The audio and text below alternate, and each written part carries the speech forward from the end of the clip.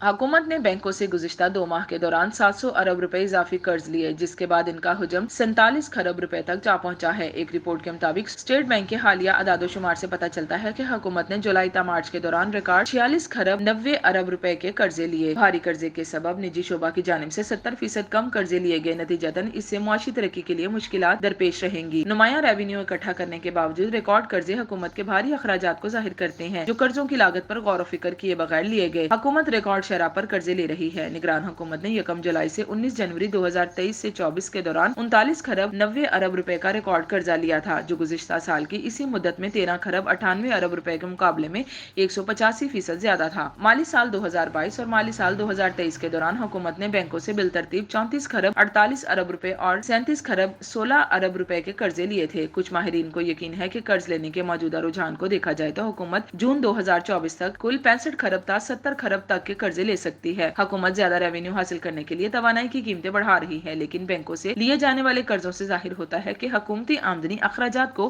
पूरा करने के लिए नाकाफी है। लापरवाही से लिए गए कर्जों से न सिर्फ सूद की अदायगियों में इजाफा हो रहा है, जो कुल बजट के तकरीबन 50% तक पहुंच चुकी है, बल्कि पब्लिक सेक्टर डेवलपमेंट प्रोग्राम में भी कटौती की जा रही है। माली साल 2023 के दौरान इक्तिसादी शरह नमो मनफी रही थी और हालिया रुझान से इंदिया मिलता है कि शरह नमो गुज़िश्ता साल के जैसी हो सकती है। निजी शोबा अपने वसाइल पर भरोसा कर रहा है, जबकि मुकामी सरमाया भी नुमाया तौर पर कम है।